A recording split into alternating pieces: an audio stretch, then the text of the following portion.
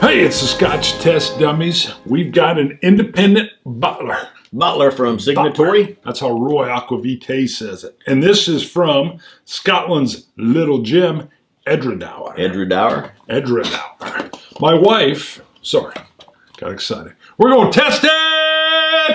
Now I got to get to it. What I'm sure is a sherried style Edradour.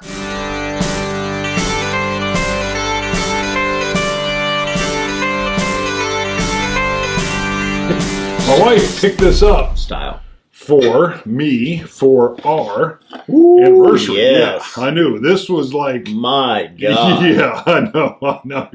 As soon as that's why I kept it in the can there. Oh my. Yeah, it looks like chocolate. There's like a chocolate drip sauce in there. You're talking dirty to me. Look at that. I know your salivation has begun. Yeah, I knew you were going to like this. Holy smokes. Yeah, it's been sitting over there for a while. And I knew once you saw it, it would move to the front. So, is this 10 years? Yeah, it just says it was distilled in 2010. Yeah, it doesn't say when it was bottled. Right. So, I do have a Edradour 10 at the house. It's kind of dark sherry influenced. And then there's a Edradour. Look at that. What do they call it? It's like a 12-year cask strength. But I don't think it's even that dark. Yeah. That is something else. Yeah. 46% ABV.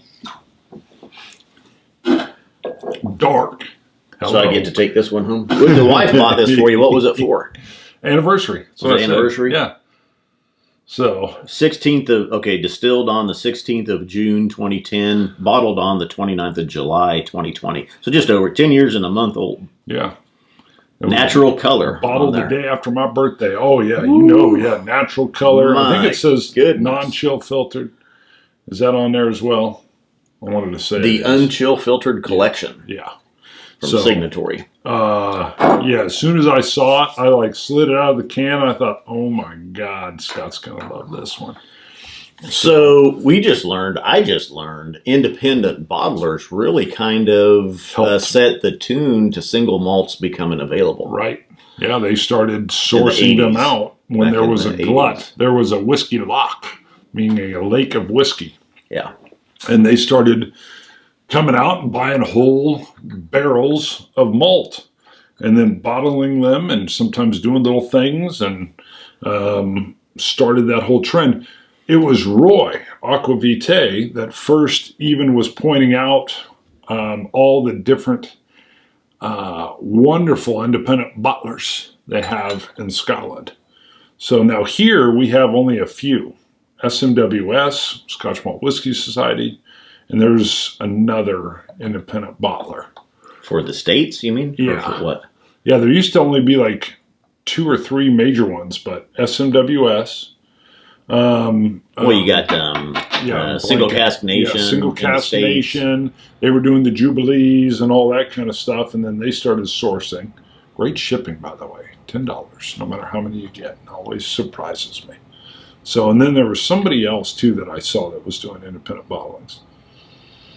See, now, the nose here is a little muted, but I get all kinds of wine berry.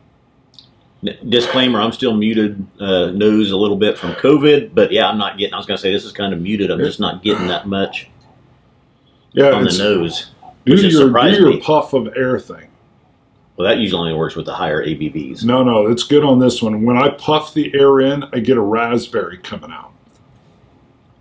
Yeah, raspberry with even a touch of watermelon, like a sweet watermelon. See if it's different with the Glencairn. Puff it. Nope, not getting anything. Really?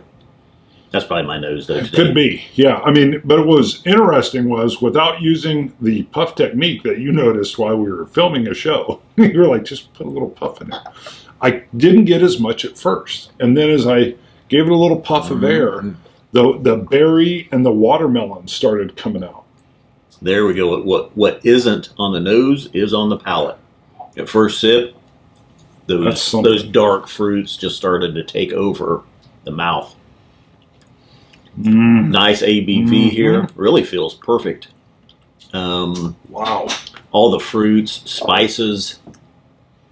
saturating. 46% ABV. Ooh, sweet. Highland single malt. Wow. Ooh, the finish just... Go ahead. I was just going to say, more berries, though. This feels more, port or PX than it does Oloroso. I'm not necessarily getting... First sip, maybe they'll come around. Yeah, I'm not necessarily getting plums or dates, raisins, any of the dark. The finish kind of gives me like a sugared, like sugar sprinkled on a plum. And then you're eating that. That's in the finish. But there was a distinct open in the middle that I got to come back to here. Second sip on the palate. Okay, yeah, that's there now. More of the darker fruits, mid palate. Lighter, sweeter on the end. Wow. It doesn't indicate what kind of a cask here. I get the spices like a ginger in the middle. I almost want to say touch of clove, but it could be something else. But a ginger in the middle, and the front is kind of like that juicy, almost like a slight berry drink. But then it's in the finish that I get that sugared plum or sugared prune, because I almost wanted to say raisin on that one. That's something. Definitely those sugar influences there. It's like I can see the sugar being just dropped over the plum. Like a candied plum.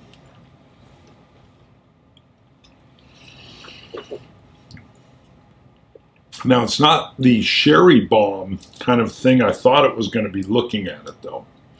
I agree. It is lighter sherry. Very nice still. And yeah, with that color, it really prejudices you to thinking this is going to be a sherry bomb, saturating, go on for days type notes, and it's not. Nope. The ginger in the middle threw me for a loop. How could it have that much color, though? Natural color.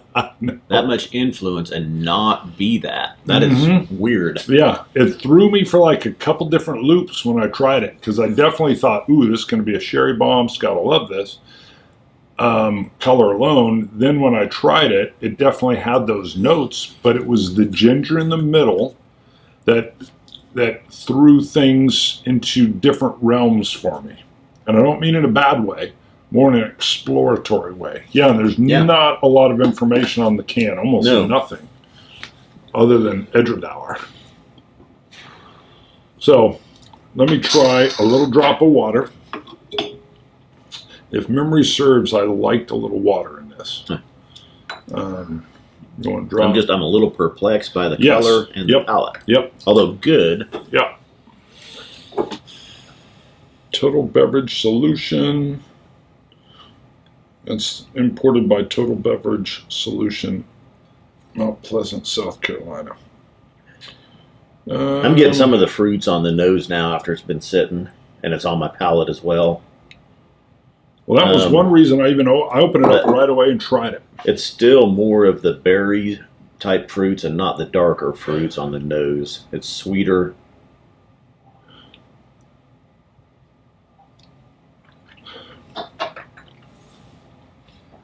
See, I get something else on the nose that I can't parse out, though. It's like touches of light beechwood. Still with the berry. Still very nice. It's very saturating. It's very sherried. It's very... Yeah, I mean, I'm getting some plum. I was going to say it's very plummy.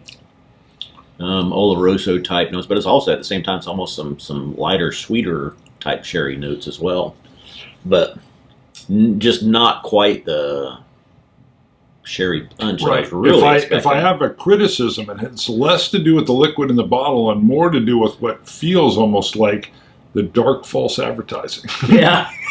Because I'm with you. When I looked at it, and this can't be a negative because it just is what it is, but I thought, oh my God, this is going to be like a juicy Oloroso bomb. I thought this would be phenomenal. Now, it's still good, but it's not a juicy... Yeah, the commercial ad popped up. It's not a juicy bomb at all. And And I'll just stick with the notes I've already listed, but that is the weird thing about it. It feels like it's sending you one way, and then when you taste it, it's something else. And that something else is not bad at all, but it's not super juicy sherry bomb, Oloroso bomb. So that is probably the biggest surprise here.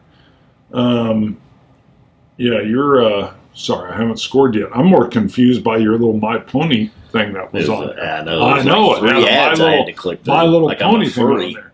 All right, so I did see that you started to go with a 9. I'm not in a 990 or anything. For me, I'm going to need to spend more time. I'm curious if it'll open up more. I think I know what you got. 88 is where I'm sitting at. Dang it. 90. Yeah. It is good. It's not an 87, but an 88 is kind of where it sits. It's definitely not in the 90s for me. The false advertising bit is just about right. I mean, the color really throws you here. And it's not bad, don't get me wrong. No. It's just not, when I saw that, I thought, this is really going to attack the palate. It's really going to saturate. There's going to be Your reaction was perfect. I'm glad you hadn't seen it. I'm glad it hadn't come out of the can yet, because as soon as it comes out of the can, you're thinking, woo, juicy Oloroso. It's going to be a bomb.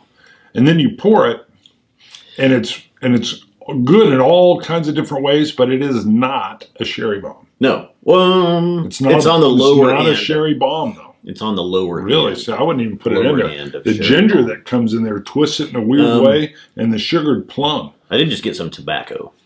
Wow, I love tobacco. I didn't get it. Yeah. That's so that's weird, though, that the visual side of it wanted my brain to taste, or my brain was telling my taste buds that it should get something else, and it was just odd. So I still like it. But and I'm sure you don't know the price range. I would guess for a Signatory with a 10-year-old, this is probably a $70 to $80 bottle. Okay. And I think it's still worth that. When she got it, of course, I think Matt helped her out at Auburn. I think.